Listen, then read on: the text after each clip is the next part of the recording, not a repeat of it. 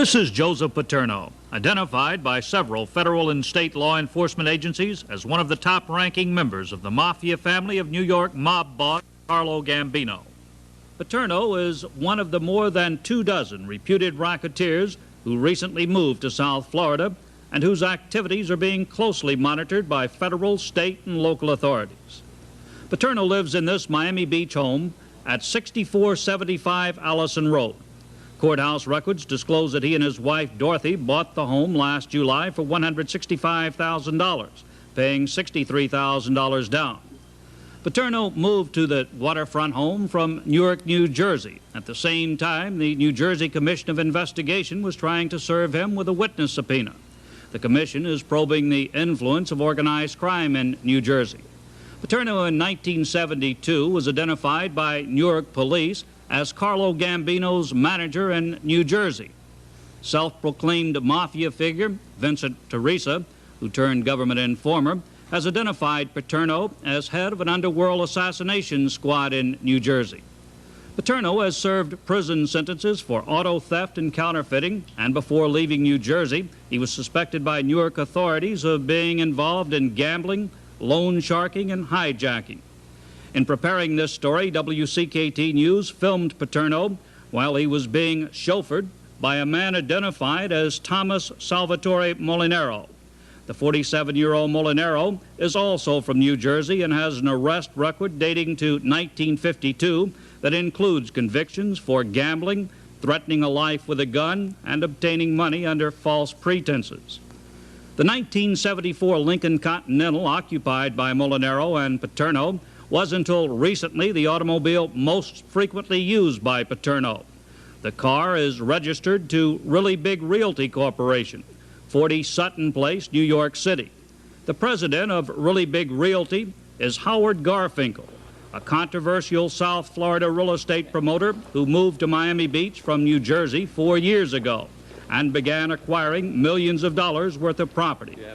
WCKT News disclosed last April that New Jersey authorities had uncovered numerous long-distance telephone calls from Paterno to Garfinkel's penthouse offices in the Imperial House condominium on Collins Avenue, Miami Beach. I have also learned that these same records disclose calls from Paterno to Garfinkel's Really Big Realty in New York. Garfinkel and Really Big Realty were named as defendants in a complaint filed January 14th by the Securities and Exchange Commission, charging numerous federal violations in the sale of shares in a real estate syndicate organized and managed by Garfinkel. I have learned that a federal grand jury will in the next few weeks be investigating Garfinkel's connection with Joseph Paterno. Most of Garfinkel's holdings have been foreclosed or are in serious financial trouble, including the Imperial House, where Garfinkel maintained offices until 3 months ago, and the nearby Eden Rock Hotel, the current headquarters for Garfinkel's operations. The owner of the Eden Rock is listed as Garfinkel's wife, Barbara. The Garfinkels live in this luxurious estate at 4777 Pine Tree Drive, Miami Beach, less than 2 miles from Paterno's home. Like Paterno, Garfinkel has also experienced the less luxurious surroundings of a state prison. A 3-page rap sheet on Garfinkel lists a dozen arrests and 4 convictions, including a 2-year sentence he served in New Jersey for obtaining money under false pretenses and transporting counterfeit securities. By coincidence, Garfinkel's conviction in Essex County, New Jersey for transporting counterfeit securities occurred at the same time the Essex County Organized Crime Strike Force named Joseph Paterno as the brains behind a counterfeit securities ring. Paterno is possibly the most notorious racketeer to flee New Jersey to avoid subpoena. He and other underworld figures are being closely monitored by at least 3 law enforcement agencies: the Organized Crime Strike Force of the U.S. Justice Department, the Organized Crime Bureau of the Dade Public Safety Department, and the Florida Department of Law Enforcement. One of the underworld figures being watched has been described as one of the fastest rising racketeers in organized crime. He will be subject of tomorrow's report. I'm John Camp, WCKT News.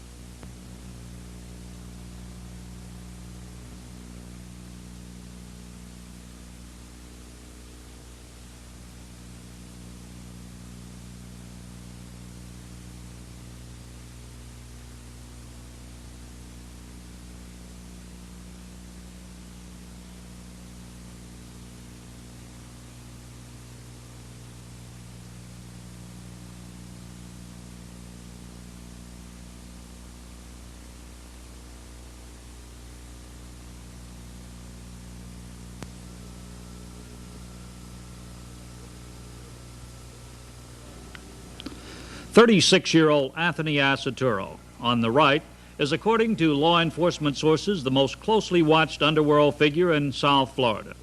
Accetturo fled New Jersey 2 years ago after he was described before the New Jersey Commission of Investigation as a major force in organized crime activities in both Ocean and Monmouth counties in New Jersey.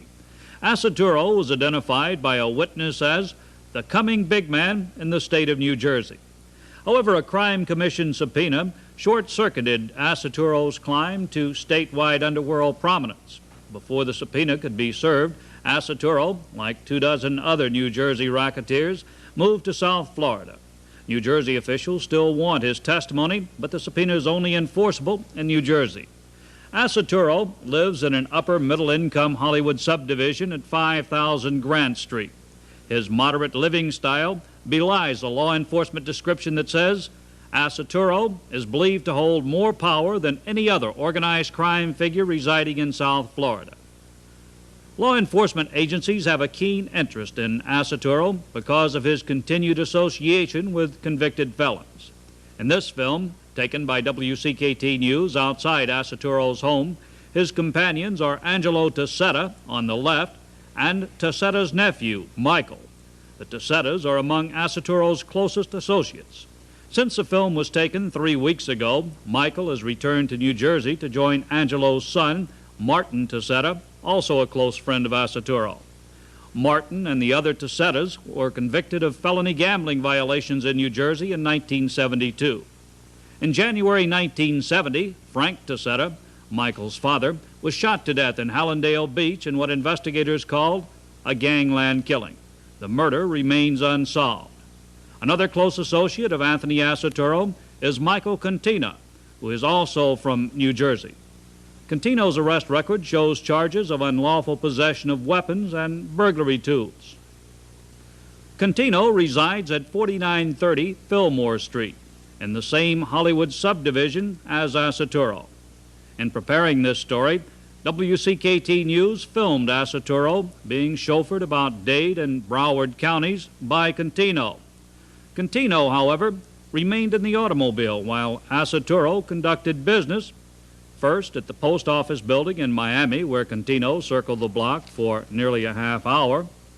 Then Accetturo and Cantino went to this office building in Fort Lauderdale, in which several law firms are located. Cantino waited outside in the car for more than an hour and a half while Accetturo conducted his business. Accetturo is currently on federal probation for an extortion conviction in which he threatened the life of a Broward businessman who refused to give him money. Accetturo's arrest record, dating back to 1956, includes convictions for extortion, attempted larceny, and possession of gambling paraphernalia. Like many underworld figures, he has a nickname. It is Tumac, which, according to New Jersey police sources, was taken from a movie that featured a club-wielding caveman character named Tumac. Accetturo was given the nickname after he became a suspect in an assault which a man was beaten with a baseball bat. Accetturo's favorite hangout in recent weeks has been Sportsman Industries Incorporated, a Hallandale firm that manufactures seats for boats. Sportsman Industries is operated by Victor Patsy DeVanzo, a former New Jersey resident with a police record dating to 1953. DeVanzo's rap sheet includes arrest for fraud, issuing worthless checks, embezzlement, and illegal gambling activities, but the only recorded conviction is for bookmaking. Last year, the Outrigger condominium construction site at Biscayne Boulevard and 135th Street was a favorite hangout for Accetturo. His presence at the Outrigger, according to government sources, was a key factor in her decision to launch a federal probe into the financial problems of the project. Accetturo was subpoenaed as a witness but took the fifth and refused to testify. Investigators say that one of Accetturo's close associates at the Outrigger was Frank Boney, Jr., a 42-year-old ex-convict who was employed by B&B Construction Company, a subcontractor on the project. Like Accetturo, a native of New Jersey, Boney has been arrested twice in the last 4 months for loan sharking. Boney, whose home is located in North Miami at 16198 Northeast 10th Avenue, has an extensive arrest record that includes convictions for robbery, forgery, and dealing in stolen credit cards. Accetturo's association with Frank Boney and other convicted felons, his background in New Jersey racketeering, and his presence at construction projects being developed by seemingly legitimate companies is the source of investigations by at least 3 South Florida law enforcement agencies. And as I reported yesterday, a federal grand jury is also investigating organized crime's influence in South Florida. Gary Betts, Deputy Chief of the U.S. Justice Department's Organized Crime Strike Force, has confirmed his agency is investigating the influx of racketeers to South Florida, but Betts declines to discuss specifics of the investigation. Tomorrow, in WCKT's third report on organized crime figures living in South Florida, I will deal with syndicate gamblers who fled New Jersey Crime Commission subpoenas to establish homes in South Florida. I'm John Camp, WCKT News.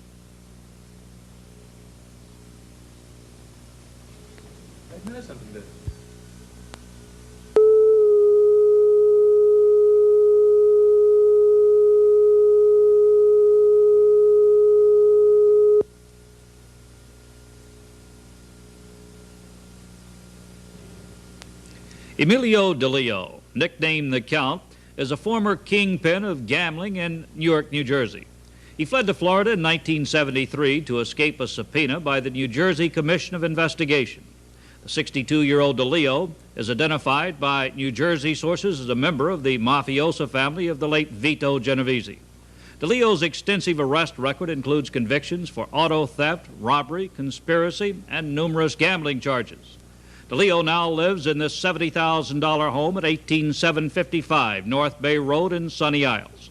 The house in recent months has been the gathering place for several gambling and underworld figures. DeLeo's closest associate is his stepbrother, Ralph DeLeo, seen in this WCKT surveillance film, who also has a New Jersey arrest and conviction record for gambling and conspiracy.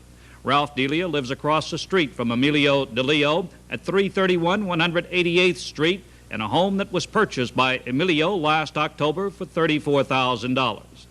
Others who frequently visit Emilio DeLeo at his North Bay Road home include Frank Orima, identified by New Jersey authorities as a gambler with underworld ties, and Jack Mack, a former New Jersey resident who has a record of gambling and bookmaking convictions. Another close associate of Emilio DeLeo is Joseph Cavello, who also moved to Florida to avoid a New Jersey Crime Commission subpoena. Cavello, nicknamed Demas, has an arrest record that includes convictions for gambling-related charges and bribery.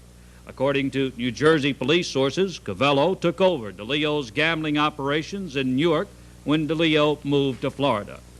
Cavello resides at the Hemispheres condominium at 1950 Ocean Boulevard in Hallandale Beach. The building directory lists his apartment, 21P in the North Building, as being occupied by Charles Muselli, a name that Cavello has used as an alias many times. Cavello's Cadillac is seen almost daily, parked in a no-parking area immediately adjacent to the apartment building. In addition to old New Jersey associates like Cavello, Emilio DeLeo has been seen in the company of reputed Dade County underworld figures. WCKT News has learned that DeLeo and 2 other persons with extensive criminal backgrounds were questioned by Miami Beach police during a gambling raid last September 6th. Police raided the Ocean 71 Hotel on Collins Avenue after receiving a tip that the hotel's card rooms were being used for high-stakes card games. Police found no money on the tables and made no arrest. In addition to DeLeo, police questioned John Peanuts Tronolone, a well-known Dade gambling figure who has an arrest record dating to 1931. Tronolone's convictions include conspiracy, gambling, and possession of burglary tools. The police report of the September raid states that Tronolone appeared to be running the card game. Also questioned during the raid was Albert Joseph Facciano, a 64-year-old reputed racketeer nicknamed the Chink. Facciano also has a lengthy rap sheet beginning in 1930 that includes convictions for robbery, receiving stolen goods, and gambling. Law enforcement sources tell me that Emilio DeLeo is suspected of being involved in illegal gambling operations in Dade County. And these same sources say DeLeo's association with underworld figures such as Facciano and John Tronolone tends to reinforce their suspicions about his activities. WCKT News disclosed earlier this week that a federal grand jury is investigating the invasion of South Florida by racketeers who, like DeLeo, fled New Jersey to escape witness subpoenas. And at least 3 law enforcement agencies in Dade County are also monitoring the activities of the underworld figures. Tomorrow, in the 4th in a series of reports, I will outline the activities of a group of South Florida residents who are closely aligned with one of the most notorious racketeers in the East. I'm John Camp, WCKT News.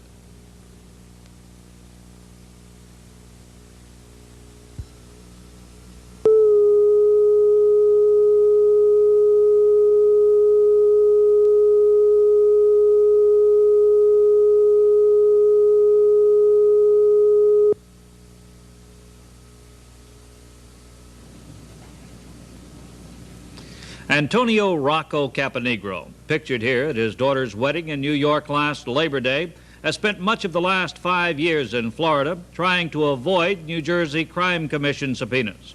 But his luck ran out New Year's Eve when he sneaked back to New Jersey to visit his wife. Federal authorities were waiting, and after a wild chase in which Caponegro rammed his car into an FBI agent's automobile, the 62-year-old racketeer was arrested, charged with assault on a federal officer, and served with the subpoenas. Both the federal grand jury in Newark and the New Jersey Commission of Investigation want Caponegro to testify about his alleged involvement in gambling and racketeering. And at the same time, the Essex County, New Jersey grand jury wants to question Caponegro about 19 unsolved gangland murders in the Newark area. In 1971, Caponegro, nicknamed Tony Bananas, was subpoenaed by a federal grand jury to testify about his interest in a company that built the pieces of 8 apartments at Hillsborough Beach in Broward County, south of Boca Raton. The pieces of 8 was Caponegro's last known address in South Florida. However, his name does not now appear on the building register, nor does anyone there admit knowing Caponegro, who has an arrest record dating back to 1928. It includes 2 arrests for investigation of murder and convictions for robbery and assault. Caponegro was identified in 1963 U.S. Senate hearings as a member of the Cosa Nostra family of the late Vito Genovese, but in recent years he's been linked to Angelo Bruno, the Philadelphia Mafia chieftain whose interests include New Jersey.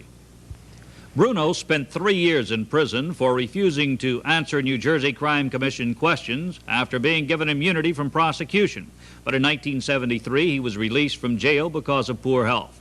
New Jersey sources say Bruno is periodically examined by commission-approved physicians to determine if he's able to either testify or be returned to prison.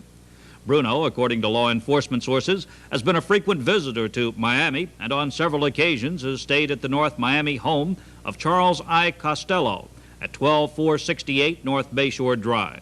Costello moved to Miami shortly after testifying before the New Jersey Crime Commission and paid $60,000 for the home.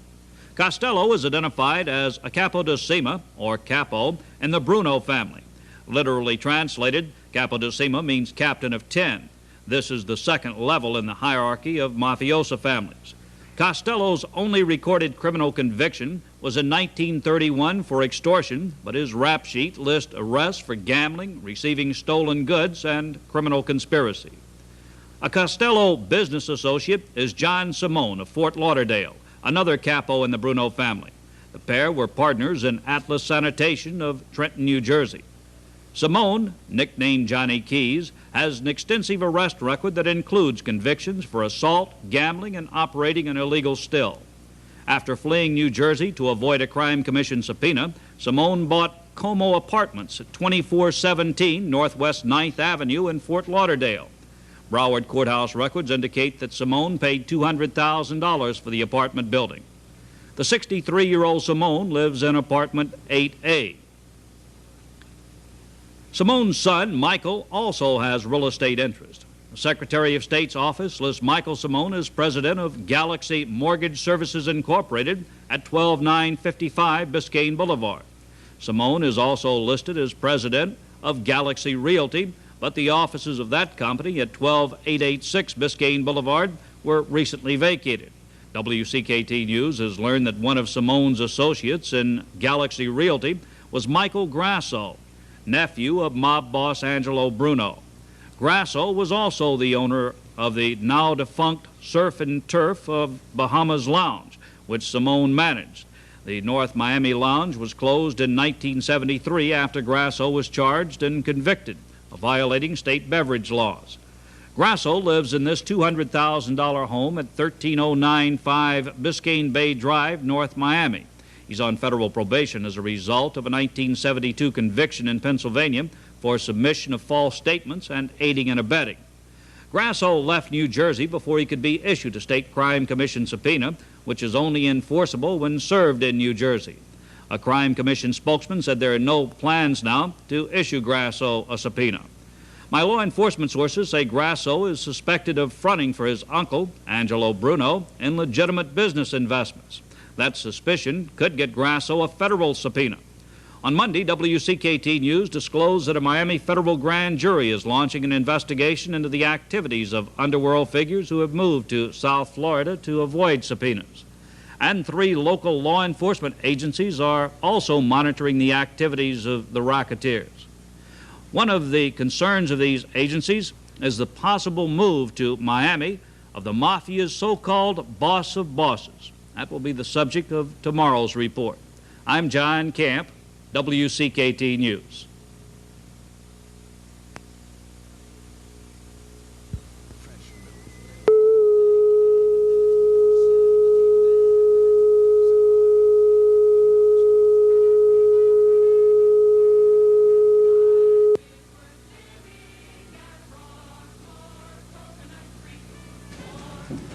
I have learned that South Florida law enforcement agencies are assessing intelligence information that the 72-year-old Gambino made 2 trips to Florida last November as a prelude to a planned retirement here.